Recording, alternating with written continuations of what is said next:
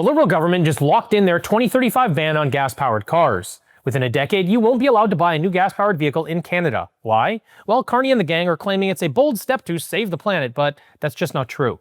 Let's start with the obvious. Canada emits just 1.4% of global CO2 emissions. Transportation makes up just 28% of that, while EVs only reduce lifetime carbon emissions by about 24% compared to gas-powered cars. So even if we swapped every single vehicle for an EV overnight, the climate payoff would be 0.09% globally. So this isn't about the environment. As for the infrastructure required to power these EVs, according to the Fraser Institute, Canada will need up to an additional 95.1 terawatt hours to manage a nation of electric vehicles. That's more than 15% of our current capacity. We're talking about the equivalent of 10 new mega hydro dams or 13 large natural gas plants. That kind of overhaul takes decades, not 1 decade. And the cost? Natural Resources Canada estimates we'll need up to $294 billion in upgrades to support full EV adoption. So again, what's this really about?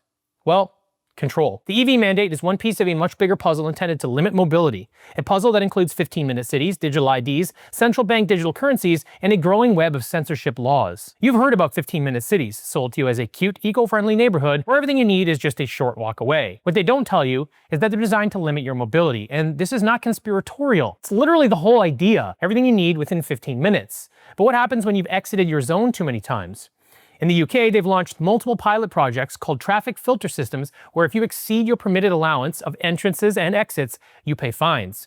Something that will be much easier to enforce using digital IDs and your CBDC wallet, which of course will have other restrictions baked in. What is being pitched as convenient is actually a noose around your neck that the government can tighten if you don't play by their rules. Now add censorship to the mix. The Online Streaming Act, the Online News Act, and the pending Bill C-63, which proposes the subjective criminalization of hate speech. Every single one expands government control over what you can say, what you can see, and what platforms are allowed to share. That's not a coincidence. That's the narrative machine tightening its bolts and silencing dissent.